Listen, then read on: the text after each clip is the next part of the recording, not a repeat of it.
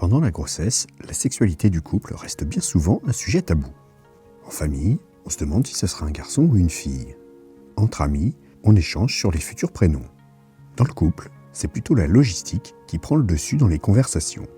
Pourtant, il y a beaucoup d'idées reçues et de non-dits durant cette période. Par exemple, il arrive fréquemment que les parents s'inquiètent d'avoir des rapports charnels vers la fin de la grossesse.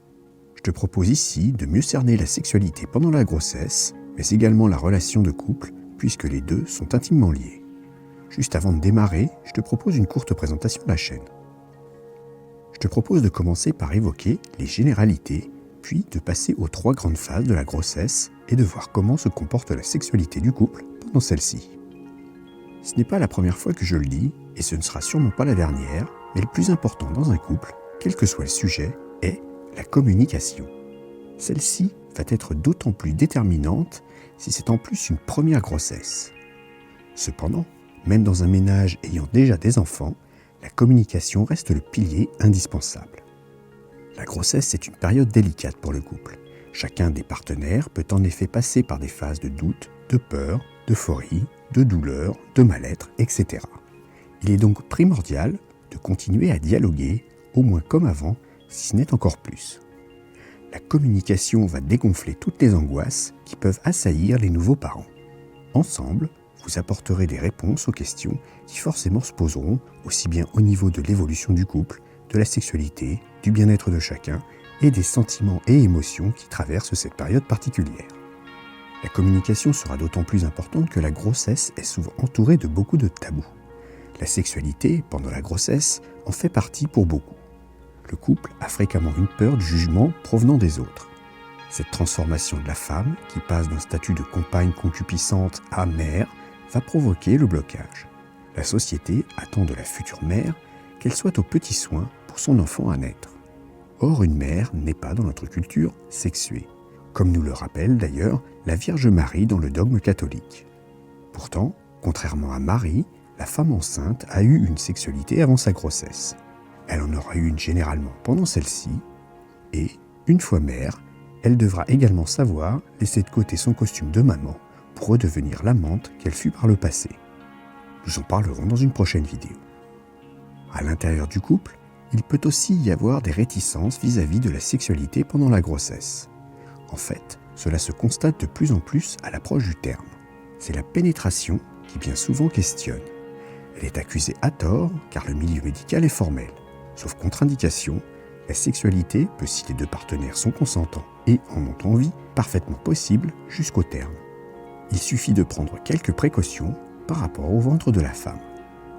Les principales contre-indications médicales sont les suivantes: la crise d'herpès, de mauvaises positions du placenta, la fissure de la poche des os, les risques attestés par un médecin d'un accouchement prématuré. Au sein du couple, la libido peut varier sensiblement au cours de la période de grossesse. Les fluctuations peuvent venir aussi bien de l'un ou de l'autre des deux partenaires. C'est tout à fait normal et logique. En effet, dans une période ordinaire, la vie fait que parfois, des soucis, des accidents font que la libido n'est pas toujours au même niveau entre les partenaires. Dans cette période de maternité, il serait très étonnant qu'il en soit tout autrement. Aux problèmes quotidiens s'ajoutent ceux amenés par la grossesse. Ensuite, ce n'est pas parce que ta génialissime copine Églantine t'a dit que pendant sa grossesse, elle n'avait jamais autant fait l'amour qu'il en sera forcément de même pour toi. Ce n'est bien sûr qu'un exemple, et l'opposé pourrait être tout aussi vrai.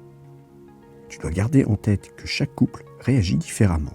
Ta sexualité ne ressemblera donc à aucune autre. C'est pour cela qu'une communication entre partenaires est très importante. Il faudra vivre cette période comme vous le voulez et surtout comme vous le sentirez, sans pression. Quand on évoque la grossesse, on pense tout de suite à la mère qui porte le bébé. Mais trop souvent, l'autre membre du couple est un peu mis à l'écart. Je vais ici principalement parler de l'homme, puisque dans la majorité des cas, c'est ainsi. Mais le genre importe peu finalement. Le partenaire peut être perturbé devant les changements, non seulement morphologiques, mais aussi psychiques de sa compagne. Avec les hausses et les baisses de la libido, parfois d'un jour à l'autre, voire moins, il ne sait plus trop comment se positionner. L'humeur changeante de sa partenaire, qui oscille entre rire et pleurs, peut déboussoler même les plus aguerris. Certains peuvent aussi se sentir exclus. Étant externes à la grossesse, et pourtant si proches, ils ont l'impression de moins compter que la maman. Ils sont pourtant essentiels pour l'épanouissement de celle-ci et pour la bonne vie du couple. Il ne faut donc pas l'oublier pendant ces 9 mois et le faire participer dès que possible. Certains hommes peuvent se sentir bloqués physiquement et psychologiquement. L'état de grossesse de leur compagne les renvoie devant l'image de leur propre mère. Et s'ils ne voient pas leur mère, ils peuvent aussi voir la mère de leurs enfants et ne plus voir l'épouse, l'amante. Il est recommandé pour le père d'assister dès que possible aux examens et aux rendez-vous nécessaires à la grossesse. Cela lui permettra de rentrer petit à petit dans le rôle de futur papa. C'est aussi un lien fort à tisser pour le couple avec ce partage de moments particuliers. La présence du bébé peut, chez certains, être un frein notamment à la pénétration. Pourtant, celui-ci ne craint absolument rien. Il est bien protégé par l'eau qui sert d'amortisseur dans le sac amniotique. Pour finir, la silhouette de leur partenaire change. Le corps et la poitrine gonflent, ce qui peut cependant pour certains être une source de joie.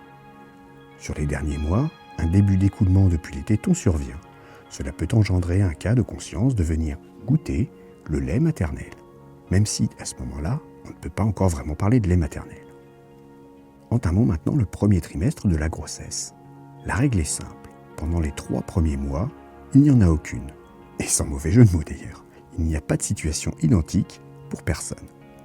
Pendant cette phase, le corps de la femme subit une révolution hormonale forte qui va beaucoup la perturber. Certaines vont souffrir de ces changements, pour d'autres, ce sera une bonne période, et pour une troisième catégorie, cela va dépendre des jours. Les principaux symptômes pendant ce trimestre sont les nausées et vomissements bien connus de tout le monde, viennent ensuite la fatigue importante, les douleurs dans le corps, notamment au niveau des seins, comme en période de menstruation. Sur le plan psychologique, bien évidemment, cela va fortement dépendre de l'attente de la grossesse. Pour certains couples, ce sera un très heureux événement. Pour d'autres, c'est une surprise totale. Enfin, il y a la situation où l'enfant n'est absolument pas souhaité. Cela la rend plus complexe entre acceptation et refus. C'est notamment le cas si les parents ne sont pas en phase sur le sort qu'ils destinent à cette conception inattendue. Certaines femmes commencent leur rôle de mère dès le résultat de la prise de sang. D'autres le feront bien plus tard. Encore une fois, il n'y a pas de bonne ou de mauvaise pratique. Chaque couple doit gérer la situation à sa façon. C'est aussi un peu le quotidien des 3 premiers mois. La peur de la fausse couche reste en tête de nombreuses femmes, souvent inconsciemment. Même si c'est un événement forcément traumatisant, il faut garder en tête qu'une fausse couche dans les 3 premiers mois s'opère lorsque le fœtus n'est pas viable. C'est rarement pour des raisons médicales liées à la mère. Simplement, la communion de l'ovule et du spermatozoïde n'a pas réussi à donner un être vivant capable de bien vivre. À cause des désagréments très fréquents de la future mère, celle-ci n'a pas toujours le cœur à faire l'amour. C'est totalement légitime. Il est cependant nécessaire que son partenaire le comprenne. C'est donc une bonne période pour le couple pour retrouver la sensualité des câlins, du sexe apaisé et moins fréquent, des massages, des baisers, des petites attentions. Entamons maintenant le second trimestre, appelé parfois lune de miel. C'est la fin de la tempête hormonale du départ. Enfin, disons que les effets des hormones sont bien souvent moins contraignants, même s'ils explosent sous les plafonds habituels. La peau de la future maman est éclatante, sa poitrine est généreuse et n'est plus soumise aux douleurs. Tout le corps est en émoi, le ventre s'arrondit et il n'est plus possible de l'ignorer. Chez beaucoup de femmes, à cause de la progestérone à fort pouvoir désinhibant, les envies sexuelles sont intenses.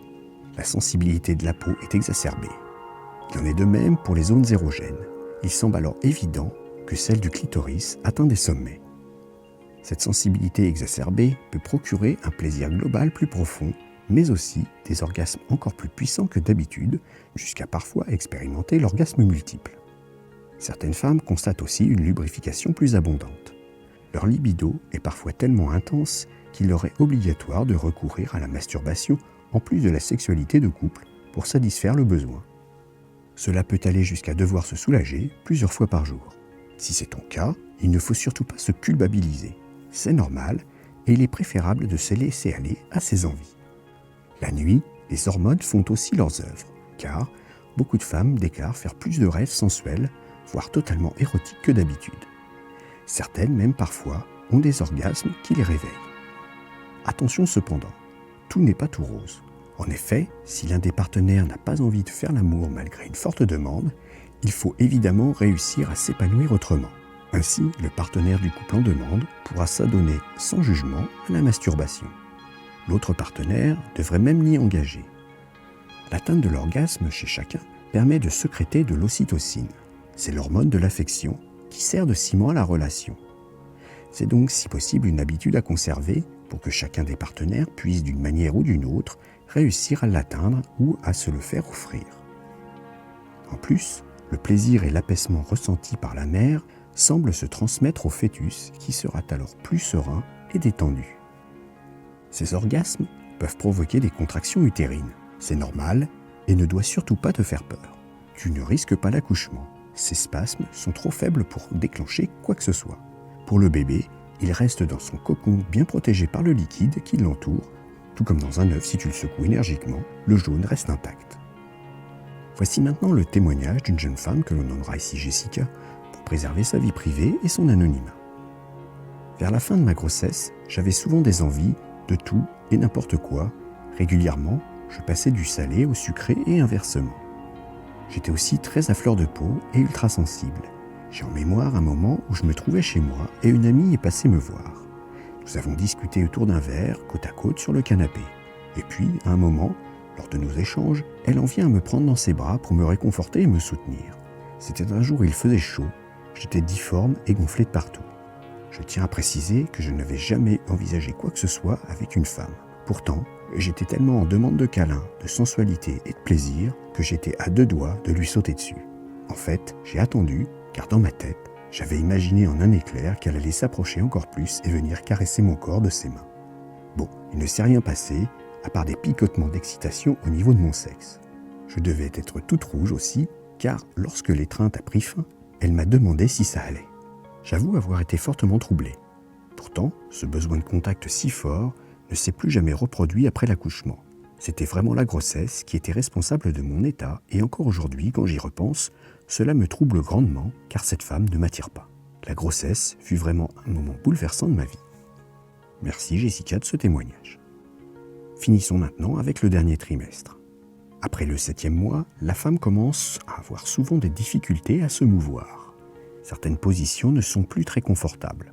La peau du ventre se tend peu à peu. Les seins sont fortement gonflés et commencent dès le 8e mois à produire de temps à autre des sécrétions. Il a fallu adapter la garde-robe car la plupart ne sont plus appropriées. Ce n'est donc pas forcément une période très calme pour la maman. Le bébé commence vraiment à se faire sentir. Il bouge et cela se ressent de plus en plus. Le stress de l'accouchement entreprend petit à petit de gagner l'esprit de la mère. C'est en effet une étape qui fait peur. Du fait de son corps totalement transformé, le doute souvent s'installe chez la future maman quant à son pouvoir attractif. Le rôle du père est alors de la rassurer. Il est donc aisé de comprendre que la fin de grossesse ne sera donc pas forcément la période la plus propice pour une sexualité trop débridée. Du côté du père, celui-ci peut parfois avoir peur que son pénis puisse venir toucher la tête de l'enfant. Et même s'il a l'impression de percuter le fond du vagin, il est encore bien loin du fœtus. Tu n'as donc aucune crainte à avoir de ce côté. Sur les 2 derniers mois, c'est dans certains cas plus compliqué. L'inconfort d'une part, mais aussi la peur de provoquer l'accouchement limite fortement les partenaires. Le mythe de l'accouchement occasionné par une pénétration a la vie longue. Cependant, il ne faut pas oublier que la sexualité ne se résume pas à la pénétration. Les rapports bucco-génitaux et les caresses manuelles peuvent permettre, si les partenaires y consentent, de passer de très agréables moments jusqu'à l'accouchement. Certaines femmes ont encore une libido débordante jusqu'au terme de la grossesse. Pour d'autres, elle est moins présente les dernières semaines du fait du mal de dos ou des envies d'uriner trop fréquentes. Pendant la grossesse et surtout vers la fin, certaines positions sont à privilégier. Bien sûr, tu éviteras celles qui pourraient faire pression sur le ventre de la maman. En fait, il faut être à l'écoute de son corps et de ses sensations. Chacun doit trouver des positions qui leur seront confortables et agréables. La prise de poids nécessite de limiter les efforts de la future mère. Les positions de l'andromaque avec la femme au-dessus, des petites cuillères, de la femme assise sur l'homme et de la levrette sont à recommander. Le missionnaire classique doit être abandonné après le 5e mois. Il sera préférable que la femme s'allonge sur le dos au bord du lit, les jambes par terre. Son amant restera alors debout en maintenant les jambes de sa compagne avec ses bras lors de la pénétration. La sodomie pendant la grossesse peut être tentante pour ne pas venir perturber l'enfant. Et même si cela n'est pas vrai, il ne faut la pratiquer qu'à condition que les 2 partenaires soient totalement consentants. Il ne faudra pas accepter uniquement par peur que le partenaire aille voir ailleurs. Dans ces cas-là, communiquer et trouver une autre solution pour le bien-être du couple. J'espère maintenant que tu es un peu mieux éclairé sur la sexualité pendant la grossesse. Comme tu as pu le voir, chaque couple vivra une histoire différente durant cette phase. Il n'est jamais imaginable de prédire comment celle-ci se passera pour toi. Et même lorsque ce n'est pas la première grossesse, il est tout à fait possible qu'elle se vive de façon distincte de la première. La principale raison est que le couple n'a plus le même âge ni la même expérience. Après t'être abonné à la chaîne et avoir mis un pouce bleu si tu as aimé le contenu, je t'invite à me dire dans les commentaires si tu as plutôt bien vécu ou non la sexualité pendant la phase de grossesse. Merci d'avoir écouté cette vidéo. Pour aller un peu plus loin et rejoindre le cercle des fins connaisseurs pour une sexualité épanouie, je te conseille de t'abonner à la newsletter. Tu retrouveras l'article complet, il te donnera plus de conseils et des astuces. Abonne-toi à la chaîne, active le petit pouce bleu, éventuellement ajoute un commentaire et à bientôt.